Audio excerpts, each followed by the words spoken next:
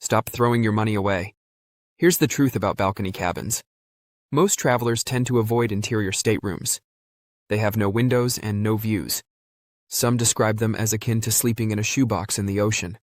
So, why do I keep reserving them repeatedly? After over 30 cruises and substantial savings, I want to share a secret. Interior cabins are an underrated cruising hack. They may lack glamour and views, but they've enabled me to travel and cruise more. Today, I'll explain why I consistently opt for an interior stateroom, despite having the option to spend more.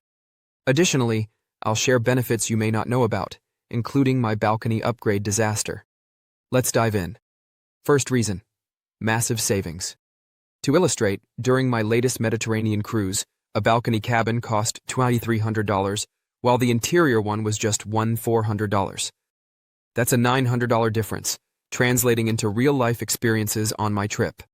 With those savings, I booked 3 premium excursions, an unlimited drinks package, and still had funds left for ASPA treatment.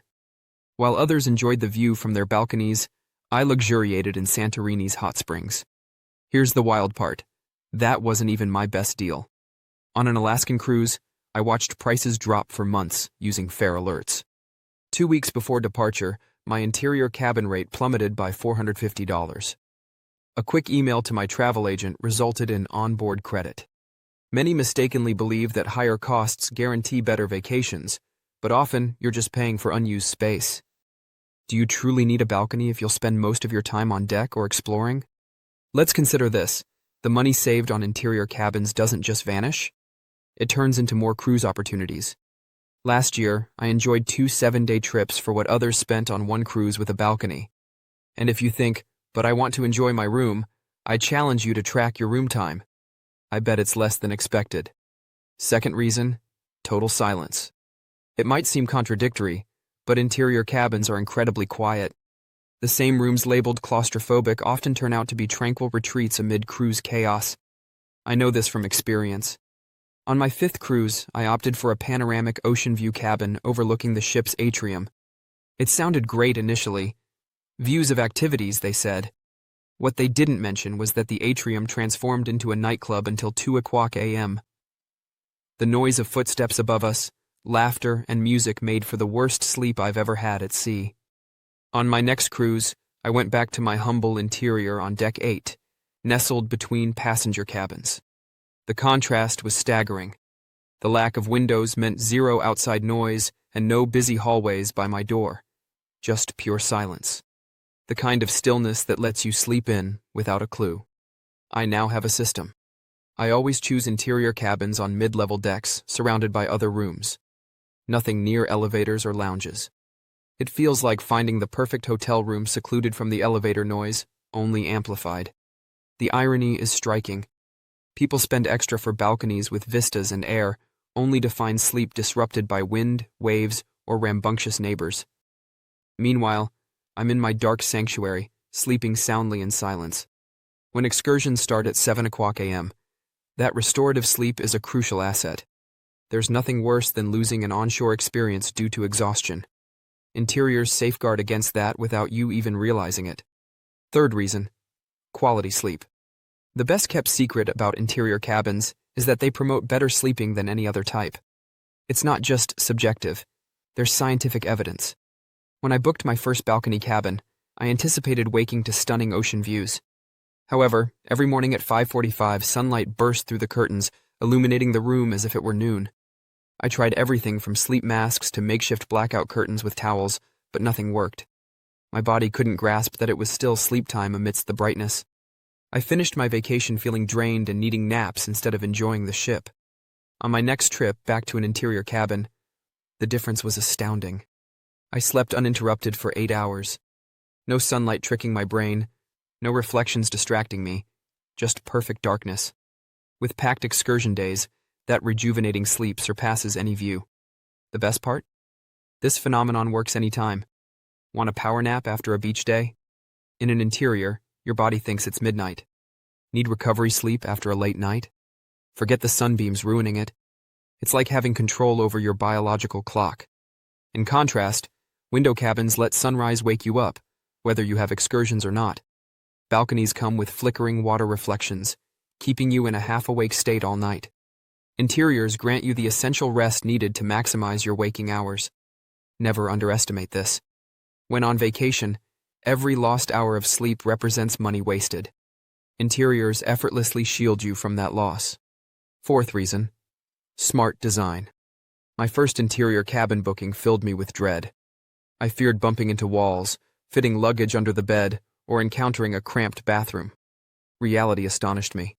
Cruise lines have perfected space design down to the finest details. My typical inside cabin on newer ships boasts more storage than my first apartment. Closets reach the ceiling, beds have plenty of space for suitcases underneath. Hidden spots abound, like a shelf by the bathroom mirror perfect for toiletries. I conducted an experiment on my last cruise, timing my cabin usage. Between breakfast at 8 a.m. and activities until 11 p.m., I spent less than 10 hours in my room over 7 days. Is it truly worth paying extra for space I won't even occupy? Ship designers grasp this concept. Modern interiors feature queen-sized beds, strategically placed outlets, and convertible sofas. Every element aims to make use of every inch. It's like those trendy tiny house designs where everything serves multiple purposes. Next time you view interior cabin photos, examine the details. Clever door hooks, angled shelves in the bathroom, and lighting that enhances the size perception. It's not merely a floating closet. It's a masterpiece of space engineering disguised as a simple room. Here's the key takeaway: that extra space in fancier cabins often equates to just empty areas. Do you really need 5 extra square meters to walk in circles? I'd prefer that cash for another port. Fifth reason: guilt-free freedom. Few discuss the psychological burden of high-cost cabins, but it's incredibly real. Spending $3,000 on a balcony makes you feel pressured to enjoy it. You feel obliged to stay in and appreciate the view or sip coffee with a backdrop. What begins as luxury shifts into an invisible bond tethering you to your room. I experienced this during a Caribbean cruise when I upgraded to a suite at a reasonable price.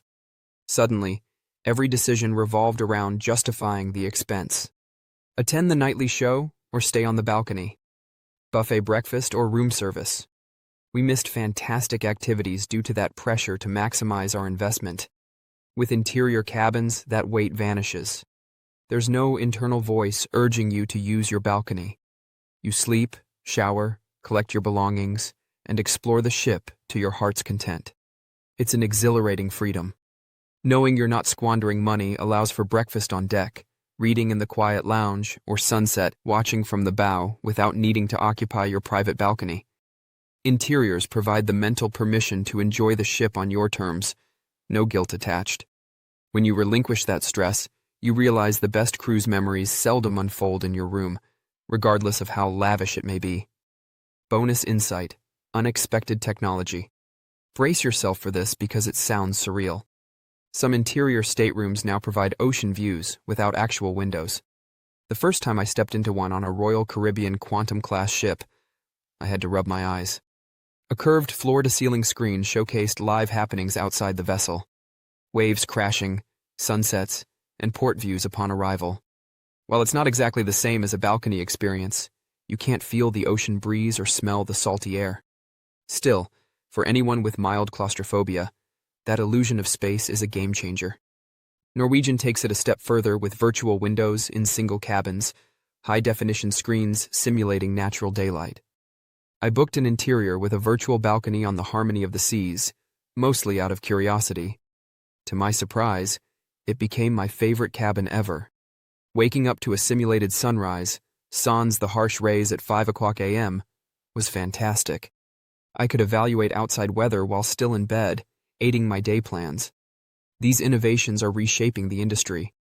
It's no longer a choice between real views and a dark room. Now there exists a middle ground where you can enjoy interior cabin rates while garnering some psych benefits of window cabins. Does it completely replace the balcony experience? Clearly not. However, for cruises where you'll barely be in your room, it offers an escape from feeling caged. These cabins still remain significantly more affordable than genuine ocean view options. I'll be honest, there are instances when an interior cabin might not be the best choice. If you're cruising through the Norwegian fjords or Alaskan coast, where the scenery shifts dramatically and is integral to the experience, then yes, a balcony can be justifiable. I came to this realization after an Iceland cruise. I initially booked an interior cabin until I saw passengers whale watching from their balconies. Meanwhile, I raced to the deck to secure a railing spot. At that moment, I grasped the value of having your own slice of the landscape. Also, consider your travel style. If you relish spending private time reading, sipping coffee while gazing at the sea, or require a sanctuary from crowds, an upgrade may be warranted. Some couples cherish balconies for that intimate reconnection space. Ultimately, if your itinerary features 5 ports in 7 days, will you truly utilize that balcony? Calculate the cost per hour of actual balcony use.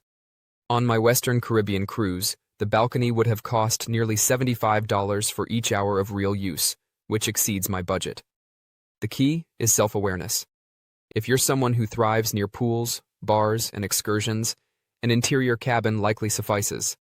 Conversely, if you crave quiet contemplation and private views, this might be your exception.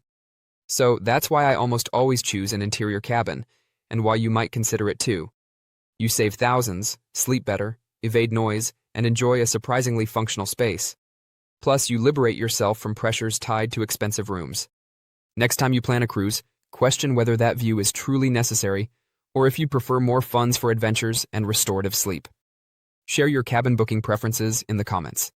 If you found this video helpful, please like, subscribe, and hit the bell for more cruise tips. Thank you for watching and happy sailing.